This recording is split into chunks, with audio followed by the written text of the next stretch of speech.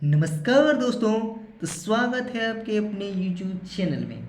दोस्तों, इस वीडियो के माध्यम से हम करने वाले हैं BSSC इंटर प्रारंभिक परीक्षा 2024 का प्रैक्टिस सेट, जो कि आज पब्लिकेशन का प्रैक्टिस सेट है। इस वीडियो के माध्यम से हम साइंस के 25 मोस्ट इम्पोर्टेंट क्वेश्चंस को करने वाले हैं। तो बिना किसी देरी के वीडियो को शुरू करते हैं। तो वीडियो के अंत तक बने रहें और सारे क्वेश्चन को सुने और देखें। तो आज का देखिए पहला प्रश्न है कि दबाव गुना क्षेत्र क्या होता है। दबाव गुना क्षेत्र क्या होता है? तो दबाव गुना क्षेत्र जो है थ्रस्ट होता है। क्या होता है? थ्रस्ट होता है। थ्रस्ट बराबर होता है दबाव गुना क्षेत्र। थ्रस्ट एक प्रकार की पुल फोर्स होती है जिसे ऑब्जेक्ट पर माध्यम द्वारा लागू किया जाता है। थ्रस्ट क्या होता है? एक प्रकार का पुल फोर्स होता है जिसे ऑब्जेक्ट पर माध्यम द्वारा लागू की जाती है। देखते हैं आज का दूसरा प्रश्न है, एक ध्वनि तरंग की आवृत्ति 50 हर्ट्ज है। इसकी तरंग दैर्ध्य 4 मीटर है। 3 सेकंड में ध्वनि तरंग द्वारा कितनी दूरी तक की जा सकती है? कितनी दूरी तय की जा सकती है? तो कितनी दूरी तय की जा सकती है? यह जो है 600 मीटर दूरी तय की जा सकती है। कितनी? 600 मीटर दूरी तय की जा सकती है इसके द्वारा। देखते हैं अगला प्रश्न। आज का अगला प्रश्न है कि यदि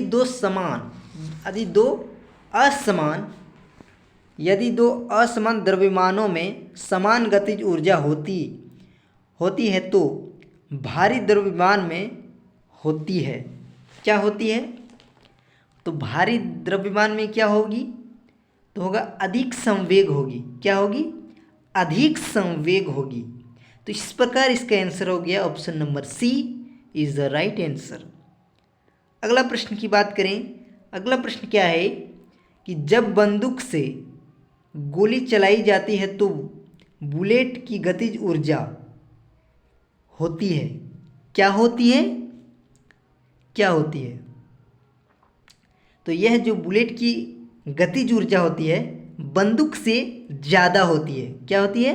बंदूक से ज़्यादा होती है, क्योंकि हम जानते हैं कि पोटेंशियल काइनेटिक एनर्जी बराबर होता है हाफ mv²। क्या होता है? काइनेटिक एनर्जी बराबर होता है हाफ mv²। इस प्रकार इसका आंसर हो जाएगा option number C is the right answer. अगला प्रश्न देखते हैं। इनमें से कौन सा गुरुत्वाकर्षण के कारण त्वरण के मान को प्रभावित नहीं करता है? तो कौन नहीं प्रभावित करता है? तो द्रव्यमान जो है वह प्रभावित नहीं करता है। द्रव्यमान जो है वह इनको प्रभावित नहीं करते हैं। अगला प्रश्न देखते हैं। अगला प्रश्न है कि जब हम एक प्रकाश बल्ब स्विच ऑन करते हैं तो क्या होता है? जब हम एक प्रकाश बल्ब स्विच ऑन करते हैं तो क्या होता है? तो इसमें जो है इसके अंदर का फिलामेंट या तार गर्म हो जाता है और यह चमक उठता है। तो इस प्रकार इसका आंसर हो जाएगा option number C is the right answer. अगला प्रश्न की बात करें। अगला प्रश्न है कि यदि प्रतिरोध आधा हो जाता है तो धारा कितनी गुनी हो जाएगी? तो यह धारा जो है कितनी गुनी हो जाएगी? 2 गुनी हो जाएगी। कितनी गुनी हो जाएगी? 2 गुनी हो जाएगी। अगला प्रश्न देखते हैं। अगला प्रश्न क्या है? यदि अनुप्रयुक्त बल की दिशा और वस्तु की गति की दिशा एक दूसरे के लंबवत होती है, एक दूसरे की लंबवत होती है तो क्या होता है? तो यह जो है क्या होता है? इसका आंसर हो जाएगा ऑप्शन नंबर डी यानी कि कोई कार्य नहीं किया जाता है। क्या हो जाएगा? कोई कार्य नहीं किया जाता है।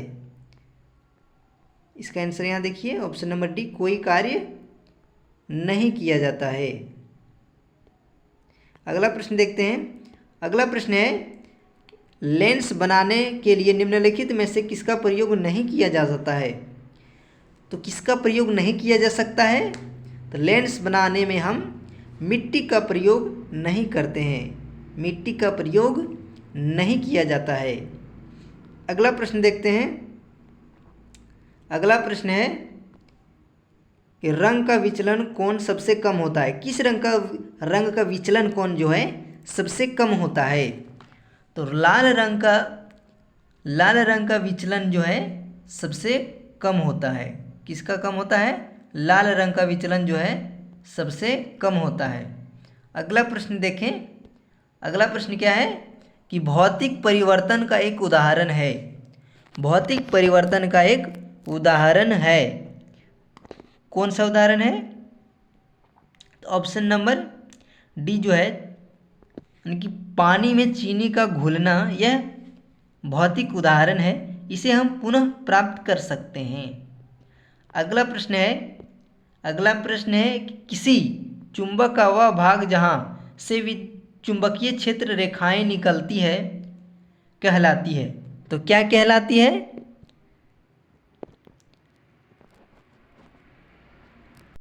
चुंबक का मध्य भाग कहलाता है। क्या कहलाता है? चुंबक का मध्य भाग कहलाता है। अगला प्रश्न देखते हैं। अगला प्रश्न है कि निम्नलिखित में से कौन सा धारणा है? कौन सा एक धन आयन है? निम्न में से कौन सा एक धन आयन है? तो अमोनिया जो है यह धन आयन होता है। क्या होता है? धन आयन होता है। अगला प्रश्न है, निम्नलिखित में से कौन प्रकृति में अम्लीय है? किसका प्रकृति जो है अम्लीय है? तो इसका आंसर हो जाएगा नींबू। ऑप्शन नंबर से सभी विकल्प जो है, यहाँ पर जो सभी विकल्प जो है वह अम्लीय होते हैं, क्योंकि नींबू, टमाटर, नारंगी सब खट्टे पदार्थ होते हैं। अगला प्रश्न है कि निम्न में से कौन सा गुणधर्म आवर्त सारणी में समूह में नीचे जाने पर समान ही बना रहता है? तो समान ही नीचे जाने पर समान ही बना रहता है। क्या बना रहता है? तो संयोजकता जो है वह समान बना रहता है। संयोजकता जो है समान बना रहता है। अगला प्रश्न देखते हैं। निम्नलिखित में से कौन सा एक ऊर्ध्वपातन पदार्थ नहीं है? कौन सा नहीं है? तो यह जो है सोडियम सल्फेट, यह ऊर्ध्वपातन पदार्थ नहीं है। सोडियम सल्फेट ऊर्ध्वपातन पदार्थ नहीं है। अगला प्रश्न देखते हैं। अगला प्रश्न क्या है? निम्नलिखित में से किसका प्रयोग प्लास्टिक में किया जाता है? किसका प्रयोग किया जाता है? तो एथिलीन का प्रयोग प्लास्टिक के निर्माण में किया जाता है। अगला प्रश्न देखते हैं। अगला प्रश्न है कि सोल्डर यानी कि टाका एक मिश्र धातु है। किन किन का मिश्र धातु है? तो यह जो है टीन और सीसा का मिश्र धातु होता है। टीन और सीसा का मिश्र धातु होता है सोल्डर। अगला प्रश्न है, कार्बन के उपयोग द्वारा अपचयन करके निम्न धातुओं में से किसको प्राप्त नहीं किया जा सकता है? तो इसका आंसर हो जाएगा सोडियम। क्या हो जाएगा? सोडियम। अगला प्रश्न देखते हैं। अगला प्रश्न है कि रेडियोधर्मिता की खोज किसने की? रेडियोधर्मिता का खोज किसके द्वारा किया गया है? तो यह जो है हेनरी बेकुरल के द्वारा किया गया है। किसके द्वारा? हेनरी बेकुरल के द्वारा किया गया है। ठीक है। अगला प्रश्न देखते हैं। क्या है? साधारण नमक का आणविक भार लगभग कितना होता है? तो लगभग इसका आणविक भार जो है वो कितना होता है, 58 ग्राम होता है। कितना होता है, लगभग 58 ग्राम मोल होता है। अगला प्रश्न देखते हैं। अगला प्रश्न है कि निम्न में से कौन सा एक बॉर्डर लाइन तत्व नहीं है। बॉर्डर लाइन तत्व नहीं है, तो इसका आंसर हो जाएगा option number C, bismuth border line तत्व नहीं है। अगला प्रश्न है, उस विटामिन का नाम बताइए जिसकी कमी के कारण अत्यधिक खून बहने लगता है। तो किसकी कमी से, तो यह जो है विटामिन के की कमी से खून ज़्यादा बहने लगता है, अधिक बहने लगता है।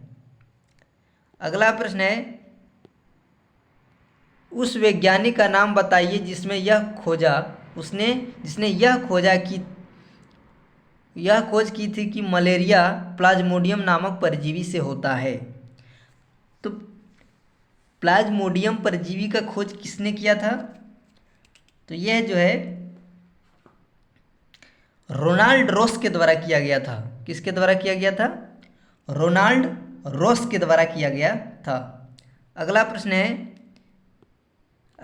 है कि HIV के निदान के लिए परीक्षण है। HIV के निदान के लिए कौन सा परीक्षण किया जाता है, तो इसके लिए एलिसा परीक्षण किया जाता है, एलिसा टेस्ट किया जाता है। तो ऑप्शन नंबर बी किस में है, ऑप्शन नंबर बी में ही मौजूद है, इसका आंसर हो जाएगा। अगला प्रश्न है कि निम्नलिखित में से किन अस्थायी ऊतकों में कोशिकाएं मृत होती है। तो किसमें कोशिकाएं मृत होती है,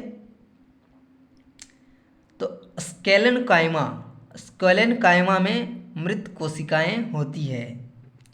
अगला प्रश्न है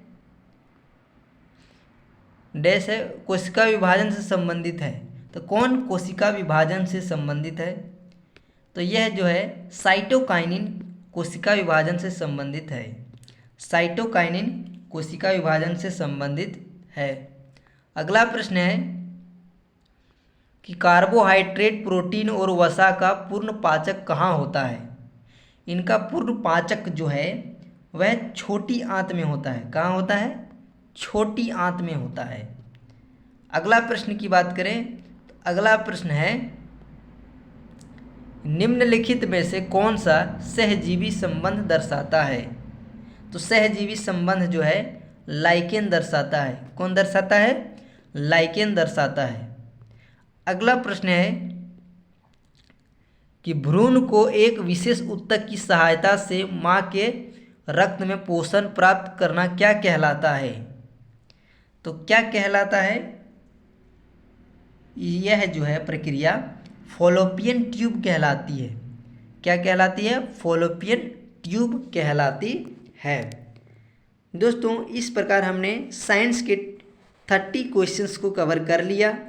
अगली वीडियो में हम अगला सेट को देखेंगे। अगर आप इस चैनल में नए हैं तो प्लीज़ चैनल को सब्सक्राइब ज़रूर कर दें ताकि हमारी सारी वीडियो आप तक जल्द से जल्द पहुंच पाएँ। मिलते हैं अगली क्लास में।